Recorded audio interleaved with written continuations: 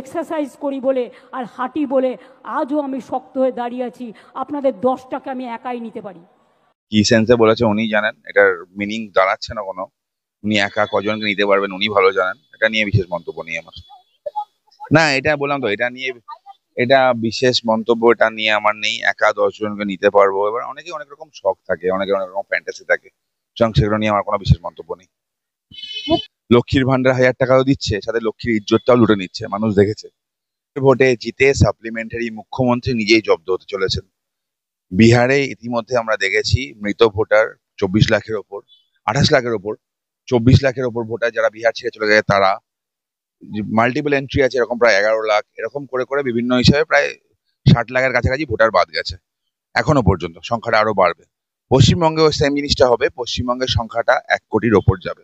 তো এই ভূতের ভোটে বারবার জিতে আসা মুখ্যমন্ত্রী এবার জব্দ হবে, তাই তিনি জব্দ করার কথা ভাবছেন। ভগবানও ওনাকে ভেড়াতে পারবে না। প্রতিবার বলে না 21শে জুলাই বৃষ্টি হচ্ছে, ভগবান আশীর্বাদ দিচ্ছেন। এবার বৃষ্টি হয়নি। আর সূর্যর আগুনটাও প্রচন্ড তেজ আগুনে ঘাস ফুল বাঁচবে না। মন্ত্রীও ডাক দিক যে কালীঘাটের চোর দূর হটো, নবান্ন থেকে চোর দূর হটো। মুখ্যমন্ত্রীও ডাক দিক, আসুক না মুখ্যমন্ত্রী, রাস্তায় নামুক। চোর তাড়াতে, রাজ্য থেকে চোর তাড়াতে মুখ্যমন্ত্রী নামুক। নামছেন না কেন? দেখো, এখন দুঃখের বিষয়, চোররা যদি নবান্ন থাকে, চোররা যদি কালীঘাটের দিকে কিছুজন থাকে, তাহলে কার কি দোষ করার আছে বলো? 294টা কেন্দ্রে আমি প্রার্থী যিনি বলে প্রচার করেছেন, মানে 294টা কেন্দ্রে যখন দুর্নীতি হবে, দুর্নীতির দায় তার, তিনি দায় এড়াতে পারেন না। প্রত্যেকটা কিছু পশ্চিমবঙ্গে একটা সিংহ শাবকের জন্ম থেকে একটা পাবলিক টয়লেট নির্মাণ পর্যন্ত, যেখানে তার অনুপ্রেরণায় হয়, দুর্নীতিগুলো তার অনুপ্রেরণা ছাড়া হচ্ছে, এটা কেউ বিশ্বাস করবে না। এবং এই অনুপ্রাণিত দুর্নীতিবাজকে তাড়াতে হবে। 26-এর নির্বাচন তৃণমূলের বিসর্জন। আর উনি বলেছেন না, তৃণমূলের একটাই দর্শন। পরেরটা কি বলেছেন? হ্যাঁ, তৃণমূলের একটাই দর্শন, বেসিক্যালি খুন, চুরি আর ধর্ষণ। তৃণমূলের একটাই দর্শন, খুন, চুরি আর ধর্ষণ। জয় বাংলা নয়, জয় পশ্চিমবঙ্গ বলবো। 100 বার বলবো, জয় পশ্চিমবঙ্গ বলবো, জয় হিন্দ বলবো। বাংলা বলে ভারতবর্ষে কোনো রাজ্য নেই। জয় বাংলা বাংলাদেশের জাতীয় স্লোগান। যাদের জয় বাংলা বলা এত প্রেম আছে, তারা বাংলাদেশে গিয়ে বলুক। পশ্চিমবঙ্গের মাটিতে দাঁড়িয়ে জয় শ্যামাপ্রসাদ মুখার্জির পশ্চিমবঙ্গ 100 বার কেন 1000 বার বলবো, জয় পশ্চিমবঙ্গ। কোনো নাম কেন্দ্রীয় সরকারি কর্মচারীদের দিয়ে দেওয়ার টাকা নেই, রাস্তাঘাট মেরামতির টাকা নেই।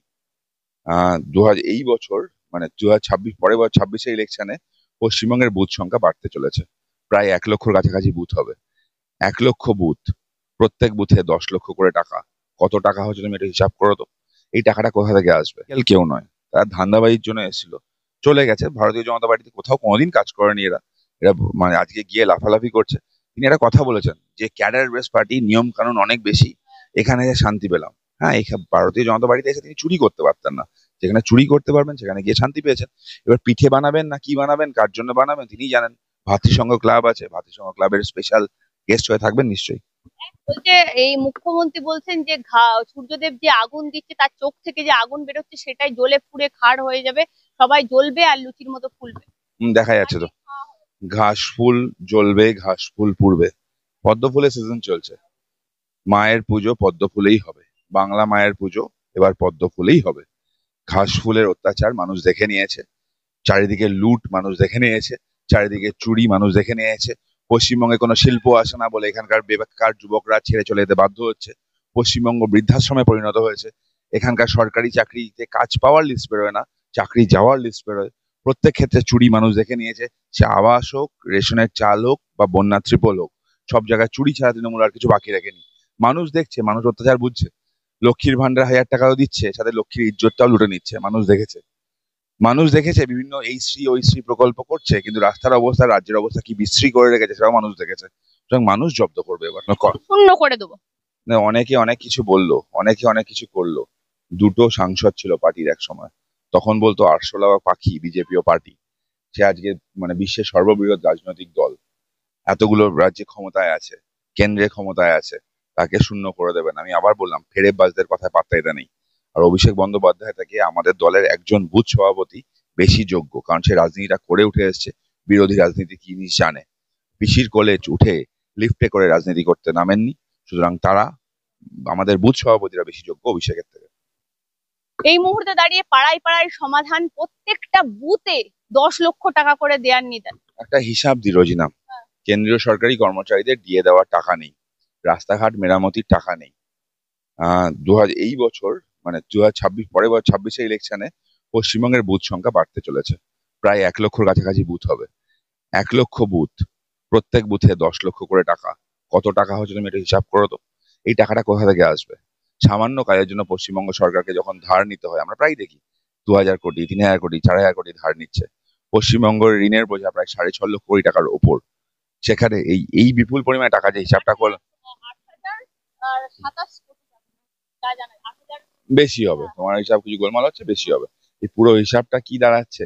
মুখ্যমন্ত্রী বলুক এই টাকাটা কোথা থেকে আসবে বলুক। তার অবশ্য তার ভাইপোর এবং তার পরিবারের যা সম্পত্তি আছে সেগুলো বিক্রি করলে তিনি দিতে পারেন, কোনো প্রবলেম নেই।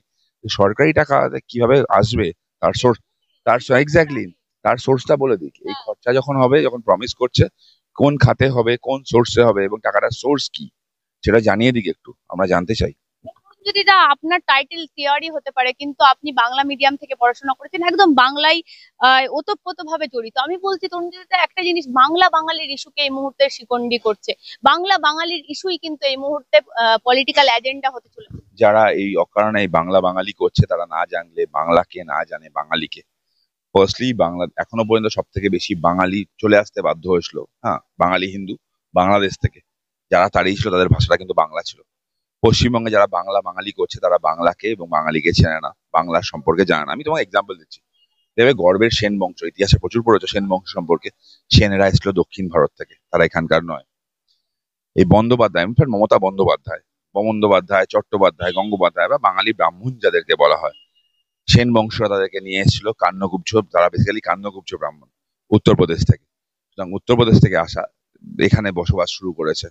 তারা এই মমতার হিসাবে তারাও তাহলে বাঙালি নয়? আচ্ছা আমি আরো বলে দিই, বেশ কিছু কায়স্থ সম্প্রদায়ের মানুষ তারাও বাইরে থেকে এসছেন, সেন বংশ থেকে তাদেরকে নিয়ে এসছেন।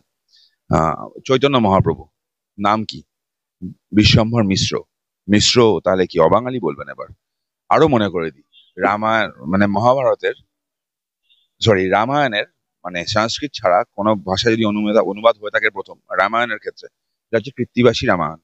বাংলায় অনুবাদ হয়েছিল। কৃত্তিবাস ওঝা, তিনি কি বহিরাগত? এই যারা বাংলা বাঙালি করছেন তারা বেসিক্যালি গোলানোর চেষ্টা করছেন বাঙালি এবং বাঙালিকে। বাঙালি বলতে আমি ভারতীয় মুসলমানদের কথা বলছি না, আমি বলছি বাংলাদেশ থেকে আসা সেই সকল মুসলমান এবং রোহিঙ্গা সম্প্রদায়ের মানুষ যারা এখানকার নয়, যারা ভারতে উইপোকার মতো ঢুকছে। বাংলাদেশি মুসলমানরা যারা ভারতে উইপোকার মতো ঢুকছে এবং ভারতকে ধ্বংস করছে, তাদের কথা বলছি। তারা কোনো রিলিজিয়াস কারণে ধর্মীয় অত্যাচারিত হয়ে আসছে না, ধর্মীয় অত্যাচারিত হয়ে ওখান থেকে আসছে বাংলাদেশি হিন্দুরা। তাদের জন্য তারা রিফিউজির জন্য স্পেশাল স্ট্যাটাস হয়, তাদের পেপারস হয়, তারা কন্ট্রিবিউশন থাকে। যারা অনুপ্রবেশকারী তারা এসে উইপোকার মতো দেশটা খেয়ে ফেলছে। এই উইপোকাগুলোকে বাঁচানোর জন্য তৃণমূল লাফালাফি করছে। এই উইপোকাদের বাঁচানোর জন্য ভাষা এক বলে দিচ্ছে। দেখো বাংলাদেশে যারা কথা বলে তারা বাংলা ভাষায় কথা বলে, পশ্চিমবঙ্গে যারা কথা বলে তারা বাংলা ভাষায় কথা বলে। বাংলা ভাষায় কথা বললেই কেউ বাঙালি হলো এটা কিন্তু নয়। আমি আবার বলছি, ওই পার থেকে বাঙালি হিন্দুদের চলে আসতে বাধ্য হয়েছিল, যারা তাড়িয়েছিল তারা বাংলা ভাষাতেই কথা বলে। যদি দা একটা জিনিস বলছি, রূপাঞ্জনা যিনি অভিনেত্রী, রূপাঞ্জনা মিত্র, তিনি অভিযোগ করছে আপনাদের বিজেপি পার্টি নাকি খুব খারাপ, সেই জন্যই তাদেরকে 21শে জুলাইয়ের মঞ্চে দেখা গেছে। বিজেপি পার্টি নাকি জোর করে মমতা বন্দ্যোপাধ্যায়ের নামে খারাপ কথা বলতে বলাই। উনাকে দিয়ে বিজেপি পার্টি কোথাও কিছু বলিয়েছেন কি? উনি কি দলের ছিলেন? ছিলেন কি ছিলেন না তাই তো কেউ জানেন না। বছর বছর শুনছি নাকি জয়েন করছেন। উনি কি দলের ছিলেন? 21-এর পর তাকে আর দেখা গেছে? তাদেরকে কালকে 21শে জুলাই দেখা গেল, তাদেরকে দেখা গেছে তারা কি শহীদ পরিবারের লোকজন? মেকআপ মেরে মুখে ময়দা লাগিয়ে ওখানে গিয়ে হাজির হয়েছিল, যে ময়দা লাগানো ফেস গুলো, তারা কি শহীদ পরিবারের লোকজন? কি করতে গেছিলেন? নাচানাচি করতে, সিনেমায় কাজ পাবেন বলে? আমি আবার বলছি, রূপাঞ্জনা মিত্র বা যারা আছেন তারা তারা সিনেমার জগতে কি করেছেন, হয়তো ভালোই কিছু করেছেন, সেটা আমার বেশি মতবাদ নেই। যারা পলিটিক্যাল কেউ নয়, তারা ধান্দাবাজির জন্য এসেছিল, চলে গেছে। ভারতীয় জনতা পার্টিতে কোথাও কোনোদিন কাজ করেনি এরা। এরা মানে আজকে গিয়ে লাফালাফি করছে। তিনি একটা কথা বলেছেন যে ক্যাডার বেস পার্টি, নিয়ম কানুন অনেক বেশি, এখানে শান্তি পেলাম। হ্যাঁ, ভারতীয় জনতা পার্টিতে এসে তিনি চুরি করতে পারতেন না, যেখানে চুরি করতে পারবেন সেখানে গিয়ে শান্তি পেয়েছেন। এবার পিঠে বানাবেন না কি বানাবেন, কার জন্য বানাবেন তিনি জানেন। ভাতৃসংঘ ক্লাব আছে, ভাতৃসংঘ ক্লাবের স্পেশাল গেস্ট হয়ে থাকবেন নিশ্চয়ই। একই সাথে রচনা, সায়নী, তাদেরকে সংসদে দেখা যাচ্ছে সেলফি সেশনে। জুন মালিয়া সেলফি সেশনে এরা তো সেলফি নেত্রী।